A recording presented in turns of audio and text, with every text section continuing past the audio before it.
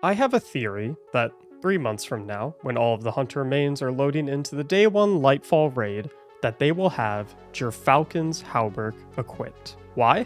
Because it just got a change that I think will put it into the elite tier of Hunter exotics. And today I'm going to walk through the exact build you'll want to string together to start using this newly buffed exotic perfectly right now. I've got you covered on abilities, aspects, and fragments, as well as exotics, stats, weapons, and mods. And along with all of that, I've got a way you can copy it all over to your Guardian with just a single click. My name is Mactics, and my goal is to keep you up to date on the best builds in Destiny.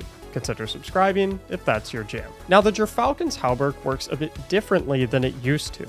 The exotic chest piece still grants a reserve overshield to nearby allies when executing a finisher while invisible, but it now also grants bonus weapon damage after that finisher as well. The big change, however, is that it now grants volatile rounds to your void weapons when exiting invisibility. What's absolutely massive about this is that it gives this exotic and the stylish executioner aspect the synergy of a lifetime. For those who aren't acquainted, Stylish Executioner grants invisibility and true sight, aka wall hacks, for 8 and 4 seconds respectively when defeating an enemy affected by any void debuff such as suppression, weaken, and for our purposes, volatile. Now, even though Stylish Executioner does come with the 2 Stylish debuff, which prevents the reactivation of Stylish Executioner for 2 seconds after exiting invisibility, this aspect and the Gyrfalcon's Hauberk exotic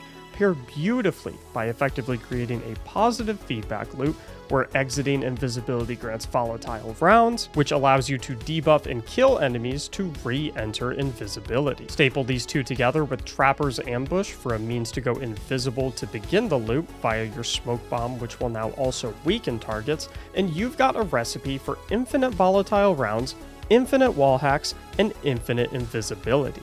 And if you want this to become even more overpowered, you can look for weapons that can roll with the perk Repulsor Brace, which grants a 45 HP overshield for 8 seconds when killing an enemy affected by a void debuff, which will of course be every enemy thanks to our constant refresh of volatile rounds from Gyrfalcon's Hauberk. Some of my favorite void weapons that can come with this perk are the Fioritura sidearm along with Threat Detector from World Drops, the Unforgiven SMG with Demolitionist from the Duality Dungeon, the Vela's X Pulse Rifle with Kill Clip as the seasonal ritual reward, the Doom of Chelch's Scout Rifle with explosive payload from King's Fall, and the Commemoration Machine Gun with Reconstruction from Deepstone Crypt. However, even void weapons that can't roll Repulsor Brace, like Funnel Web, the Title, and of course Collective Obligation, can still do wonders with the infinite volatile rounds from this build. As for fragments, this is where you can start to really make the build your own. I personally love to pick 3 of the following 4 fragments, the first of which is Echo of Persistence, which increases the duration of all of our void buffs, namely invisibility, from 8 seconds to 12 seconds. Another fragment I love running with this build, especially in a fire team of friends and difficult activities, is Echo of Obscurity, which grants invisibility on finishers. This of course makes it much safer to finish enemies to acquire our weapon damage buff and reserve overshields for teammates. For me, in any team-based activity, this one is a must-have. The other 2 fragments I like to look at are Echo of Remnants and Undermining, the first of which grants increased grenade duration to grenades that linger, and the second of which grants our grenades the capability to weaken. Personally, I recommend Obscurity, Persistence, and Remnants for the best all-around build, while I would substitute Persistence for Undermining in activities with lots of tanky enemies where I can benefit from a second source of on-demand weaken in my grenade when my smoke bomb doesn't quite feel like enough. Speaking of grenades, I highly recommend Vortex for this build, as it is the best grenade for overall damage, zone control, and AoE weaken application. For the super, I would steer you towards Mobius Quiver if your prioritization is damage, and Deadfall if it is debuffing. Finally, for your class ability, Gambler's Dodge is your most reliable option for refunding your smoke bomb to re-enter invisibility should you ever fall out of your loop. Now, I have all of these fragments, aspects, and abilities conveniently linked for you down in the description and pinned comment, and a Destiny Item Manager link that will automatically copy them all to your Guardian with just one click. If you like that kind of stuff, you might want to consider hitting the like and subscribe buttons while you're down there as well. I'll also have a second and third link that contains some example builds composed of the armor mods we are going to talk about right now. I split these links up because this is the stage where you can take this build in any direction that you please.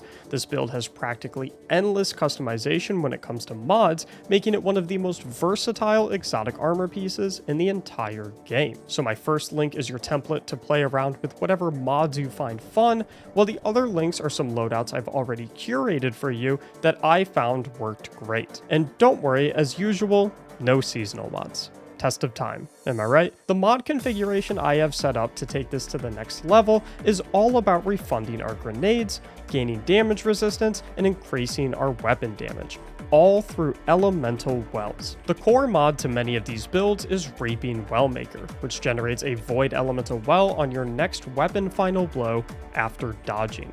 With this singular void elemental well, not only do we refund 10% to all of our basic abilities, but we can also utilize a whole slew of other mods to give us a practically unlimited amount of options when it comes to combat buffs. If you want to go the damage resistance route, Well of Tenacity will grant you a 40% damage resistance buff for 6 seconds on void well pickup. If a damage buff is more your speed, Font of Might will grant a 25% damage increase to weapons matching your subclass element for 11 seconds on matching elemental well pickup. If you want to be able to generate elemental wells with your grenades as well to have 2 methods of elemental well generation, Elemental Ordnance can be a great choice for void well generation on void grenade kills. You can also double the creation of all generated elemental wells with Bountiful Wells to effectively allow you to double the duration of your Tenacity and Font of Might buffs by picking up 1 well to begin your buffs and then grabbing the second after they run out for a reliable buff refresh. If you want to enable faster elemental well generation via Reaping Wellmaker, you can also aim for Well of Utility, which grants a bonus 10% refund to your class ability on well pickup in addition to the 10% you are already receiving from the well itself. You can also look to all in on constant grenade uptime by aiming for Elemental Charge, which will grant you 2 stacks of charge with light every time you pick up a void well while on a void subclass, which can be spent with firepower to refund 15% of your grenade energy on cast in exchange for 1 stack of charged with light. This mod stacks as well, granting 30% refund with 2 copies and 45% with 3. Now, this is obviously too many mods for the 5 combat slots that our armor grants us, so it's entirely up to you to mix and match depending on what you need for your situation. If you want to focus entirely on resistance and weapon damage buffs, you could run something like Reaping Wellmaker, Well of Tenacity, Font of Might, Bountiful Wells, and Well of Utility.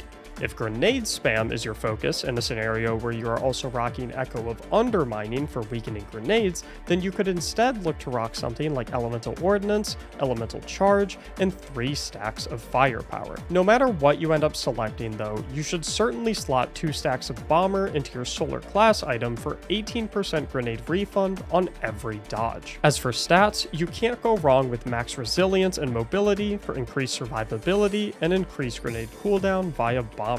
In the second half of the stat bracket, I would put all of your marbles in Discipline for grenade spam on command. This build shines in its versatility through an incredibly strong core rotation in Gyrfalcon's Hauberk and Stylish Executioner, along with endless ways to customize your armor mods to allow for buffs, resistances, and ability refunds that will have you beating any activity in the entire game with ease. If you enjoyed this build guide, please consider subscribing to the channel so you can check back with me in 3 months to see if my prediction came true. If you have any other recommendations for builds to make videos on, hop into my Discord server or my live streams, both linked in the description, and tell me there. Thank you so much for watching, and as always, have a great day.